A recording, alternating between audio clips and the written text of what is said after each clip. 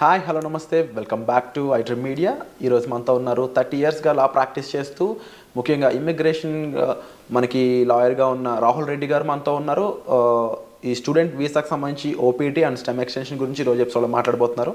మీకు ఏ డౌట్స్ ఉన్నా సరే కామెంట్ సెక్షన్లో మెన్షన్ చేయండి. దానిపై మరిన్ని సిరీస్ ఎపిసోడ్స్ రానున్నాయి. Hi sir. నమస్కారం. బాగున్నారా? బాగున్నాను sir. How are you? Good good. Sir, ముఖ్యంగా స్టూడెంట్ వీసా మీద ఎవరైతే వెళ్తూ ఉంటారో వాళ్ళు ఇనిషియల్ పీరియడ్లో వాళ్ళకి ఓపీటీ మీద ఇచ్చే ఈ టైం పీరియడ్ అనేది ఏ విధంగా ఉంటుందంటారు? లేటెస్ట్గా దాని మీద ఎటువంటి అప్డేట్స్ రానున్నాయంటారు? ఇప్పుడు నార్మల్గా డిగ్రీ చేసేటప్పుడు కానీ బ్యాచిలర్స్ కానీ మాస్టర్స్ చేయగానే మన పిల్లలు ఎక్కువ మంది మాస్టర్స్ పోతుంటారు కాబట్టి మాస్టర్స్ గురించి ఎక్కువ మాట్లాడదాం. మాస్టర్స్ డిగ్రీ అయిపోయిన తర్వాత వాళ్ళకు ఓపీటీ అని 1 year వర్క్ పర్మిట్ ఇస్తారండి. ఆ వర్క్ పర్మిట్ వచ్చినప్పుడు వాళ్ళు కంపల్సరీ వర్క్ చేయాలన్నట్టు. ఓకే. వాళ్ళకు ఒకవేళ జాబ్ రాకపోతే ఆ ఓపీటీ అనేది క్యాన్సిల్ అవుతుంది. వాళ్ళకు ఒక ట్రాకింగ్ సిస్టమ్ ఉంటుంది, సివిస్ ట్రాకింగ్ సిస్టమ్ అని ఉంటుంది అన్నట్టు. ఆ ట్రాకింగ్ సిస్టంలో వాళ్ళు ఇన్ఫామ్ చేయాలి, మీ ఎంప్లాయర్ ఎవరు, ఎక్కడ ఉంటున్నావు నువ్వు, ఇవన్నీ ఇన్ఫామ్ చేయాలన్నట్టు. అయితే ఆ 1 year పీరియడ్లో 90 days అన్ఎంప్లాయ్మెంట్ అలౌడ్ అండి. 90 days వరకు 90 days unemployment without employment 90 days unemployment allowed. ఒకవేళ 91 day కనుక వచ్చింది అనుకోండి, ఖతం, సివిల్ సిస్టమ్ నుంచి వన్ కిక్ అవుట్ చేసి పడేస్తారు. అంటే అతను F1 వీసా ఖతం అయింది, అక్కడ ఉండటానికి వీల్లేదు, అక్కడ ఓపీటీ అన్నది అతనికి ఇచ్చిన పర్మిట్ కూడా ఆటోమేటిక్గా క్యాన్సిల్ అయిపోతుంది అన్నట్టు. సో ఈ లోపల ఇతను ఎంప్లాయ్మెంట్ తీసుకోవడం కంపల్సరీ అవుతుందండి. సో ఈ లోపు ఎంప్లాయ్మెంట్ వచ్చింది అనుకుందాము, ఆఫ్టర్ 1 year ఆ ఎంప్లాయ్మెంట్ మీద ఎటువంటి ప్రొసీజర్ ఉంటుంది? స్టెమ్ ఎక్స్టెన్షన్ అనేది కంపల్సరీ చేయించుకోవాలి. అసలు స్టెమ్ ఎక్స్టెన్షన్ ఎందుకు చేయించాలంటే? అయితే ఇప్పుడు నార్మల్గా డిగ్రీస్ అక్కడ 2గా డివైడ్ చేస్తారండి. ఒకటేమో స్టెమ్ డిగ్రీ అంటే నార్మల్గా సైన్స్ కానివ్వండి, తర్వాత ఫిజిక్స్ కానివ్వండి, మ్యాథ్స్ కానివ్వండి, తర్వాత కంప్యూటర్ సైన్స్, ఇంజనీరింగ్ డిగ్రీస్, ఇవన్నీ స్టెమ్ డిగ్రీస్ అంటారండి. ఓకే. గవర్నమెంట్ అక్కడ పిల్లల్ని స్టెమ్ డిగ్రీస్ చేయడానికి ప్రమోట్ చేయడానికి ఈ స్టెమ్ ఎక్స్టెన్షన్ ఒకటి పెట్టింది అన్నట్టు. అంటే వీళ్ళకు మాస్టర్స్ డిగ్రీ కంప్లీట్ అయిపోయిన తర్వాత, అంటే కంప్యూటర్ సైన్స్లో మోస్ట్లీ మన వాళ్ళందరూ కంప్యూటర్ సైన్స్లో చేస్తారు కాబట్టి దాని గురించి ఎక్కువ మాట్లాడుకుందాం. సో అందరూ ఫస్ట్ 1 year ఓపీటీ అని వర్క్ పర్మిట్ ఉంటుంది. ఆ వర్క్ పర్మిట్ అయిపోయిన తర్వాత అతనికి జాబ్ ఉంటే ఇంకొక 2 years వర్క్ పర్మిట్ వస్తుందండి. దాన్ని స్టెమ్ ఎక్స్టెన్షన్ అంటారు అన్నట్టు. ఆ స్టెమ్ ఎక్స్టెన్షన్లో కూడా 90 days అన్ఎంప్లాయ్మెంట్ అలౌడ్ అక్కడ, అందులో కూడా. అయితే రెండిట్లో కలిపి 150 రోజులే. అంటే ఎక్కడో ఒక దగ్గర తగ్గించుకోవాలన్నట్టు. ఇక్కడ 90 days, అక్కడ 90 days బ్యాక్స్, ఓవరాల్గా 150 days దాటకూడదు అన్నట్టు. స్టెమ్ ఎక్స్టెన్షన్లో కూడా జాబ్ కంపల్సరీ ఉండాలి, జాబ్ కంపల్సరీ చేయాలి. అంటే ఈ 180 days పక్కన పెడితే యాక్చువల్లీ 150 90 + 90 కాదు, అక్కడ ఇక్కడ 60 ఇవ్వాలన్నా అక్కడ 70 ఎక్కడో కంట్రోల్ చేసి పెట్టాలన్నట్టు. సో ఇన్ కేస్ ఈ స్టెమ్ ఎక్స్టెన్షన్ కన్నా ముందు తనకి జాబ్ పోయినట్లయితే ఓపీటీ టైంలో ఇంకా స్టెమ్ ఎక్స్టెన్షన్ కూడా ఉండదు అంటారు. ఒకవేళ స్టెమ్ ఎక్స్టెన్షన్ చేసే టైంలో ఓకే, మీకు మొదలే స్టెమ్ ఎక్స్టెన్షన్ ఓపీటీ అయిపోక ముందే మీకు 3 months ముందే స్టెమ్ ఎక్స్టెన్షన్ ఫైల్ చేసుకోవచ్చు. ఒకవేళ స్టెమ్ ఎక్స్టెన్షన్ ఫైల్ చేసుకునే తప్పుడు ఒకవేళ జాబ్ లేదనుకోండి, ఇక మనని గోవిందా, అతనికి మాత్రం ఆ స్టెమ్ ఎక్స్టెన్షన్ రాదు. కంపల్సరీ అప్పుడు జాబ్ ఉండాలి. సో కంపల్సరీ ఓపీటీ టైంలో జాబ్ ఉండాలి అండ్ అది ఎక్స్టెన్షన్ టైంలో కంపల్సరీ జాబ్ ఉండాలి. ఓపీటీ మొదలైనప్పుడు ఉండనక్కర్లేదు, ఓపీటీ ఎండ్ అయ్యేటప్పుడు మాత్రం కంపల్సరీ ఉండాలి. లేకపోతే మనోడు గోవిందా అవుతాడు, స్టెమ్ ఎక్స్టెన్షన్ రాదు. సో ఓవరాల్గా how long they can stay? 3 years time duration proper stay చేయొచ్చు? అవునండి, 3 years. అంటే 2 years ఏమో వీళ్ళు మాస్టర్స్ చేస్తారు. టిపికల్గా 1.5 year. వీళ్ళు మన వాళ్ళు పోయేది ఆగస్టు పోయిన తర్వాత మే జూన్ కల్లా గ్రాడ్యుయేట్ అవుతారు నెక్స్ట్ ఇయర్కు. అంటే 1.5-2 years వీళ్ళు గ్రాడ్యుయేట్ అయిపోయిన తర్వాత మళ్ళీ వీళ్ళకు 3 years. ఫస్ట్ ఓపీటీ 1 year, తర్వాత స్టెమ్ ఎక్స్టెన్షన్ 2 years. ఈ 3 years పర్మిట్ ఉంటుంది, వర్క్ పర్మిట్. ఈ లోపల కనుక మనోడు లాటరీ, H1B లాటరీ మీకు తెలుసు కదా, మార్చ్లో 80,000 members H1B లాటరీ చేస్తారు కదా. అప్పుడు చేసినప్పుడు ఇతను ఎంప్లాయర్ H1B లాటరీ చేస్తే H1B వచ్చేస్తేనేమో ఖతం అన్నట్టు. ఓపీటీ స్టెమ్ ఎక్స్టెన్షన్ ఈ అబ్బాయికి అవసరం లేదు, H1B మూవ్ అవుతాడు అన్నట్టు. ఒకవేళ అప్పుడు కూడా రాకపోతే ఇక మళ్ళా వేరే వీసా పోవడం కానీ లేదంటే వెనకకు రావడం కానీ అవసరం పడుతుందండి వీళ్ళకు. ఈ ఓపీటీ స్టెమ్ ఓపీటీ రెండు సిమిలర్ అనిపిస్తుంది సార్, డిఫరెన్సెస్ ఏం లేవా ఈ రెండిట్లో? చాలా డిఫరెన్స్ ఉందండి. ఓపీటీ స్టెమ్ ఎక్స్టెన్షన్ చాలా డిఫరెన్స్ ఉంది. ఓపీటీ పీరియడ్లో వాలంటరీ ఎంప్లాయ్మెంట్ అలౌడ్, అంటే internship, unpaid internship allowed. Okay. అంటే ఏదైనా కంపెనీ ద్వారా కానీ ఏదైనా ట్రైనింగ్ ఇస్తాననుకోండి, ఈ అబ్బాయి కనుక అక్కడికి పోయి, అబ్బాయి కానీ అమ్మాయి కనుక అక్కడికి పోయి వాళ్ళు ట్రైనింగ్ తీసుకుంటే పని చేయకున్నా కూడా ట్రైనింగ్ తీసుకున్నందుకు దానికి డబ్బులు ఇవ్వరు. ఎందుకంటే ట్రైనింగ్ ఇచ్చేది ఎక్కువ, డబ్బులు ఎందుకు ఇస్తాడు? ఇవ్వడు కదా. ఇవ్వనప్పుడు కూడా ఇతను ఓపీటీ పీరియడ్లో అక్కడ ట్రైనింగ్ తీసుకుంటే అది ఎంప్లాయ్మెంట్ కింద కౌంట్ అవుతుందండి. ఓకే. అదే స్టెమ్ ఎక్స్టెన్షన్కి వచ్చేటప్పుడు కంపల్సరీ పెయిడ్ ఎంప్లాయ్మెంట్ అన్నది అవసరం. ఓపీటీ పీరియడ్లో ఏమో voluntary or unpaid internship allowed, paid allowed, unpaid allowed. కానీ స్టెమ్ ఎక్స్టెన్షన్కి వచ్చేవాడు కంపల్సరీ పెయిడ్ అలౌడ్ అని, కంపల్సరీ పెయిడ్ ఉండాలి. పెయిడ్ లేకపోతే మనోడు బయటపడాల్సి వస్తుంది అన్నట్టు. ఈ అన్ఎంప్లాయ్మెంట్ రూల్ అనేది ఎలా వర్కౌట్ అవుతుంది ఓపీటీలో కానీ స్టెమ్ ఓపీటీలో కానీ? రైట్. ఇప్పుడు ఓపీటీ ఉన్నప్పుడు నేను చెప్పాను కదండి 90 days. ఓకే, 90 daysలో అంటే ఇతను కనుక ఒక 30 days కనుక సేవ్ చేసుకుంటే మళ్ళీ నెక్స్ట్లో కూడా 90 వాడుకోవచ్చు. అంటే ఇక్కడ 60 వాడుకొని మళ్ళీ నెక్స్ట్ 90 వాడుకుంటే బెటర్. ఓకే, కానీ ఇతనికి 90 days దాకా పర్మిట్ ఉంటుంది అన్నట్టు. సో నార్మల్గా వీళ్ళకి ఇంటర్న్షిప్స్ వస్తాయండి బాగానే. లేకపోయినా కానీ మన చాలా కన్సల్టింగ్ కంపెనీస్ ఏం చేస్తారంటే వీళ్ళని ట్రైనింగ్లో పెడతారు బాగా. అంటే పర్టికులర్గా ఏదైనా పర్టికులర్ టెక్నాలజీ ఉందనుకోండి, ఇప్పుడు ఏఐ అనేది బాగా హాట్ టెక్నాలజీ. ఈ పోరగాళ్ళు ఏం చేస్తారు, ఈ పోరగాళ్ళని తీసుకొని మొత్తం అందరినీ మంచిగా ఒక ట్రైనింగ్ ఇప్పించేసి వాళ్ళకి బాగా పర్టికులర్ దాని మీద ట్రైనింగ్ ఇచ్చి ప్లేస్ చేస్తారు. అంటే ఎంప్లాయర్ కూడా లాభం ఉంటుంది, ఎందుకంటే వీళ్ళు ప్లేస్ చేసినప్పుడు వాళ్ళకి వచ్చే డబ్బులలో వాళ్ళ కమిషన్ ఉంటుంది కదా, అది బాగానే వాళ్ళకు ఉంటుంది కాబట్టి అట్లా చాలా. సో ఓపీటీ పీరియడ్ అన్నప్పుడు నార్మల్గా అయితే మన వాళ్ళు ఎవరికి కూడా ఇబ్బంది ఉండకూడదండి. ట్రైనింగ్ బాగానే ఇస్తారు, ట్రైనింగ్ బాగానే ఇచ్చే కంపెనీలు ఉన్నాయి, వీళ్ళు తీసుకునే కంపెనీ. స్టెమ్ ఎక్స్టెన్షన్కి వచ్చేటప్పుడు మాత్రం ఇబ్బంది అయింది. ఎందుకంటే స్టెమ్ ఎక్స్టెన్షన్ మీద ఉన్నప్పుడు పేమెంట్ అన్నది, పెయిడ్ జాబ్ అన్నది ఉండాలి కదా. అప్పుడు పెయిడ్ జాబ్ ఇంకా లేకపోతే మాత్రం మన వాళ్ళకి ఇబ్బంది అవుతుందండి అప్పుడు.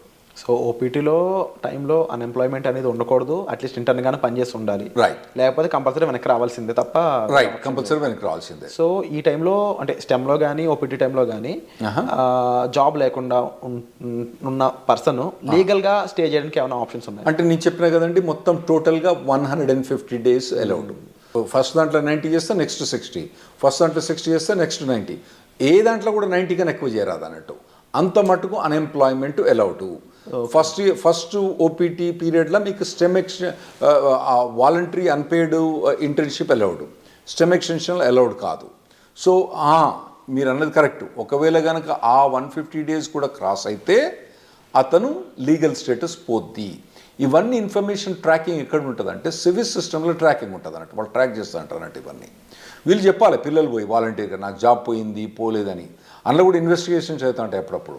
ఒకవేళ మనోడు జాబ్ చేస్తాడనుకోండి, జాబ్ పోయిందనుకోండి, వీడు చెప్పలేదనుకోండి, దెన్ అతనికి ప్రాబ్లం రావచ్చు. ఇంకోటి ఏంటంటే కంపెనీ కూడా ఇన్ఫార్మ్ చేస్తుంది కాలేజ్కు, అరే నాయన మా దగ్గర పనిచేస్తాడు కానీ ఇప్పుడు వీడు మా దగ్గర లేడు అని చెప్పి వాళ్ళు కంపెనీకి ఇన్ఫార్మ్ చేస్తారు, మన యూనివర్సిటీకి ఇన్ఫార్మ్ చేస్తే వీళ్ళని టర్మినేట్ అయిపోతారు అన్నట్టు.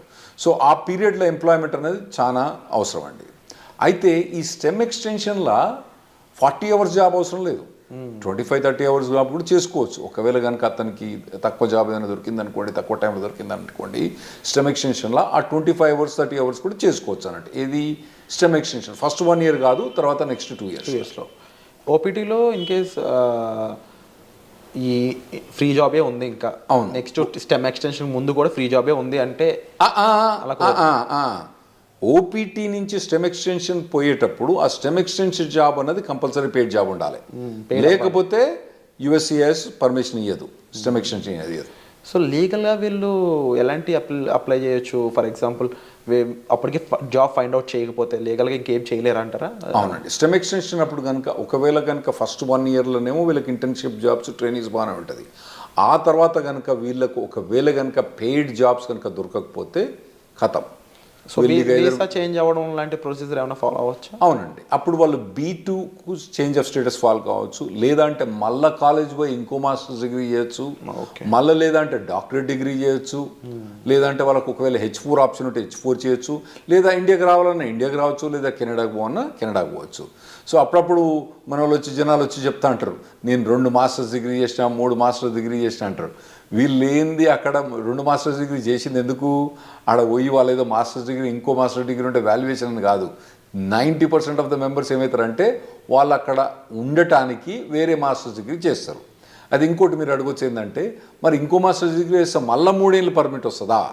గ్రేస్ పీరియడ్స్ ఎలా ఉంటాయి అసలు? ఒక లెవెల్ ఆఫ్ డిగ్రీకి ఒక ఓపీటీ, ఒక స్టెమ్ ఎక్స్టెన్షన్, ఇంకో లెవెల్ ఆఫ్ డిగ్రీకి ఒక ఓపీటీ, ఒక స్టెమ్ ఎక్స్టెన్షన్. అంటే బ్యాచిలర్స్ డిగ్రీకి ఓపీటీ స్టెమ్ ఎక్స్టెన్షన్ ఉంటుంది, మాస్టర్స్ డిగ్రీకి ఓపీటీ స్టెమ్ ఎక్స్టెన్షన్ ఉంటుంది, మళ్ళీ డాక్టరేట్ డిగ్రీ ఉంటుంది. మనోళ్ళు చాలామంది పోయేది మాస్టర్స్ డిగ్రీకి, కాబట్టి వాళ్ళు మాస్టర్స్ డిగ్రీ చేసినప్పుడు ఒక ఓపీటీ, ఒకటి స్టెమ్ ఎక్స్టెన్షన్, అంటే 3 ఏళ్ళు వర్క్ పర్మిట్ ఉంటుంది. ఈ లోపల కనుక వాళ్ళకు జాబ్ పోతే వాళ్ళు మళ్ళీ వేరే మాస్టర్స్ జాయిన్ అయ్యి మళ్ళీ మాస్టర్స్ తీసుకుంటే మళ్ళీ ఓపీటీ అన్నది రాదు. ఓవరాల్గా మాస్టర్స్ అనే దానికి ఒకే ఓపీటీ, ఒకటే మళ్ళీ మాస్టర్ చేసి ప్రతిసారి మాస్టర్ చేసినప్పుడు ఓపీటీ మళ్ళీ అది వస్తుందా? రాదు. అండ్ ఇన్ కేస్ జాబ్ వచ్చాక జాబ్ ఛాలెంజెస్ అనేవి ఏ విధంగా ఉంటాయి వీళ్ళకి? ఉంటాయండి, జాబ్ ఛాలెంజెస్ బాగా టఫ్గా ఉంటాయి. ఎందుకంటే వీళ్ళు నార్మల్గా కన్సల్టింగ్ కంపెనీ ద్వారా పోతారు కాబట్టి వీళ్ళకి జాబ్ డ్యూటీస్ హెవీగా ఉంటాయి, జాబ్ ఛాలెంజెస్ ఉంటాయి. నేను నార్మల్గా స్టూడెంట్స్కి ఏం చెప్తా అంటే, ఇక్కడ మీరు ఇంజనీరింగ్ చేసేటప్పుడు, ఇండియాలో ఇంజనీరింగ్ చేసేటప్పుడు మీరు ఇంటర్న్షిప్స్ చేయండి. వేరే కంపెనీస్లలో, సాఫ్ట్వేర్ కంపెనీస్లో ఇంటర్న్షిప్ చేయండి. ఇక్కడ నాకు తెలిసి ఇక్కడ చాలా software companies they are ready to take ఈ ఇంటర్న్స్ తీసుకుంటాను రెడీ ఉంటారండి. ఇంటర్న్షిప్ చేయండి, తర్వాత పర్టికులర్గా ఏ సాఫ్ట్వేర్ మీద కానీ ట్రైనింగ్ చేయండి, మోడల్ ప్రాజెక్ట్స్ చేయండి. ఇటువంటివన్నీ మీరు ఫస్ట్ ఇయర్ నుంచి చేసుకుంటే రావాలన్నట్టు. అంటే ఎలాంటి ఇండస్ట్రీస్ మోస్ట్లీ ఓపీటీని స్టెమ్ని ఎక్కువ రిక్రూట్ చేసుకుంటాయంటే? ఇప్పుడు అంటే మన వాళ్ళందరూ ఐటీలో పోతుండ్రు కాబట్టి ఐటీ ఇండస్ట్రీ గురించే మనకు ఎక్కువ ఉంటాయి. అంటే వేరే ఇండస్ట్రీ అంత మెచ్యూర్ కాలే. ఇప్పుడు వేరే మెకానికల్ ఇంజనీర్ కానీ, సివిల్ ఇంజనీర్ కానీ వీళ్ళకి పోతే వీళ్ళకు ఓపీటీ మీద జాబ్ కానీ, మెకానికల్ ఇంజనీర్ వాటి మీద ఓపీటీ స్టెమిషన్ చాలా కష్టమైంది అబ్బాయిలకు వాళ్ళకు. అదే ఐటీలో పోయిన వాళ్ళకి ఏంటంటే వీళ్ళకి ఒక పాత్వే ఉన్నది ఆల్రెడీ. చాలా మట్టుకు జాబ్ ఆపర్చునిటీస్ బాగానే ఉన్నాయి. కాకపోతే మన పిల్లలు ఏం చేయాలంటే మొదటి నుంచే వీళ్ళు ట్రైన్ కావాలి. ఏదైనా పర్టికులర్ టెక్నాలజీ ఎంచుకొని వీళ్ళు ఫస్ట్ ఇయర్ బ్యాచిలర్స్ డిగ్రీ కానీ, సెకండ్ ఇయర్ బ్యాచిలర్స్ డిగ్రీ కానించి అప్పటి నుంచి ఏదైనా టెక్నాలజీ ఎంచుకొని పోవాలి. తర్వాత ఏంటంటే మధ్యలో టెక్నాలజీ చేంజ్ అయిందనుకోండి, చేంజ్ కావాలి దానికి టెక్నాలజీ. ఎందుకంటే టెక్నాలజీ ఎంత ఫాస్ట్గా చేంజ్ అవుతుందంటే, ఆర్టిఫిషియల్ ఇంటెలిజెన్స్ ఏంటంటే 3 ఏళ్ల కింద దాని పేరేం లేదు, నవిడియా పేరేం లేదు. ఇప్పుడు అది number 1 company in the world అయిపోయింది. సో అట్లా టెక్నాలజీస్ అన్ని ఇప్పుడు అందరూ ఎవ్వరు కూడా ఆర్టిఫిషియల్ ఇంటెలిజెన్స్ అంటున్నారంటూ. కొన్ని కంపెనీస్ పనిచేసేవాళ్ళు చెప్తారు, మాకు అసలు ఆర్టిఫిషియల్ ఇంటెలిజెన్స్ అవసరం లేదు, కానీ మా కంపెనీలో ఎందుకు హైర్ చేస్తున్నారో లేదు, వాడు రెజ్యూమ్ మీద ఆర్టిఫిషియల్ ఇంటెలిజెన్స్ బెటర్, వానికి ఒక ఏదైనా కోర్సు కానీ, ఏదన్నా ఒక 5 months ఎంప్లాయ్మెంట్ కానీ, ఇంటర్న్షిప్ కానీ ఉంటే తీసేసుకుంటారు మా దగ్గర అని చెప్తాను వాళ్ళు. సో అటువంటి హాట్ టెక్నాలజీస్ ఉన్న వాళ్ళు వీళ్ళు చూస్ చేసుకోవడం బెటర్. కాకపోతే కొద్దిగా మొదటి నుంచి కూడా ఒకవేళ, ఎందుకంటే ఇప్పుడు ఏఐ అంటున్నారు, అంతకుముందు డేటా సైన్స్ అన్నారు, రేపు ఇంకోటి అంటారు. సో ఇటువంటి ఏ ఒక్క టెక్నాలజీ కూడా ఒక పర్సన్ ట్రైన్ అయితే ఆ టెక్నాలజీ మారినప్పుడు ఈజీగానే అడాప్ట్ అయిపోతారు. నువ్వు ఉట్టిగానే కూర్చొని 4 ఏళ్ళు ఏం పని చేయకుండా, ఆ తర్వాత నువ్వు మాస్టర్స్ డిగ్రీ చేసేటప్పుడు కూడా ఏం ట్రైనింగ్ తీసుకోకుండా చక్కగా నువ్వు పోయి మాస్టర్ డిగ్రీ అయిపోయిన తర్వాత నువ్వు ఓపీటీకి పర్మిషన్ ఇచ్చి ఆడ పోయి జాబ్ ఏమంటే అప్పుడు కష్టమైంది. ఇప్పటి నుంచి మీరు బిల్డప్ చేసుకుంటూ పోవాలన్నట్టు. ఇవి చాలా కాంపిటేటివ్గా ఉంటాయి ఓపీటీ స్టెమ్లో కూడా. అట్ ది సేమ్ టైం మీరు ఈ డౌన్ టర్న్స్, ముఖ్యంగా లే ఆఫ్స్ కానీ అవి ఎంత ఇంపాక్ట్ చేస్తాయంటారు ఓపీటీ వాళ్ళని? బాగుంటాయి, ఓపీటీ మీద ఇంపాక్ట్ బాగుంటుంది. ఫస్ట్ ఒకటి మీరు అర్థం చేసుకోవాలి, శాలరీస్ ఎట్లున్నాయి వీళ్ళవి. యుఎస్ శాలరీస్ 80 లక్షలు 90 లక్షలు. ఏది ఓపీటీ స్టెమ్ ఎక్స్టెన్షన్ కూడా 80 లక్షలు 90 లక్షల నుంచి మొదలైతే వాళ్ళకి శాలరీస్. సో మనకి ఇక్కడ ఇండియాలో ఏంది, మీరు పెద్ద పెద్ద కంపెనీలు పోయినా అనుకోండి, అది వెరీ సర్ప్రైజ్. గూగుల్ అటువంటి కంపెనీస్లలో, అంటే నేను పర్టికులర్ గూగుల్ అని చెప్పాను, వేరే కంపెనీస్లో శాలరీ చూస్తే వాళ్ళకి ఏంది నెలకు 30,000, నెలకు 25,000, అంటే దాదాపుగా 4 లక్షలు 5 లక్షల ప్యాకేజ్ కూడా మా ఎక్కువ ఇక్కడ. ఏది ఎంట్రీ లెవెల్లకు అక్కడ 80 లక్షల నుంచి 90 లక్షల దాకా ప్యాకేజ్ ఉంది అక్కడ. అయితే అట్లా ప్యాకేజ్ ఉన్నప్పుడు ఇక్కడ వీనికేమో 5 లక్షలు వస్తా అంటే నీకు ఆడేమో 80 లక్షలు ఇస్తాను అంటే నీ పెర్ఫార్మెన్స్ ఎట్లా ఉండాలి? You have to be at least 10 times better than the guy who's working here. నువ్వు ఉన్నావా లేదా 10 times? లేనప్పుడు నువ్వు షార్ప్మెంట్ స్కిల్ చేసుకోవాలి. నువ్వు అట్లా ఆలోచించాలి. ఇక్కడ వచ్చినానికేమో 5 లక్షలు, నీకేమో 80 లక్షలు. అంటే నీది కనీసం 10 రెట్లు ఎక్కువ ఉండాలి నీ పెర్ఫార్మెన్స్. అంటే 10 రెట్లు ఎక్కువ ఉండాలంటే నువ్వు షార్ప్ అని చేసుకోవాలి, unit be fit for it. అక్కడ పోయి నేను మాస్టర్స్ అయిపోయిన తర్వాత అప్పుడు నేను నేర్చుకుంటా అంటే ఇప్పుడున్న పరిస్థితిలో మాత్రం నడవదు. 100% కరెక్ట్ సార్, డెఫినెట్లీ మీరు చెప్పిన విషయాలన్నీ కూడా. అండ్ ముఖ్యంగా ఓపీటీ స్టెమ్లో స్టూడెంట్ సిచ్యువేషన్ ఏ విధంగా ఉంటుంది, టైం పీరియడ్ ఎలా ఉంటుంది, గ్రేస్ పీరియడ్స్ అండ్ రాకపోతే ఏంటి పరిస్థితి, ఈ విషయాలన్నీ విన్నారు కదా. అలాగే H1B లాటరీ పరిస్థితుల్లోనూ ఆఫ్టర్ జాబ్ వచ్చాక లైక్లీ ఎఫెక్ట్స్ ఏమేమి ఉంటాయి అనేవి వచ్చే ఎపిసోడ్లో చూద్దాం. So stay tune. Thank you so much for information. Thanks.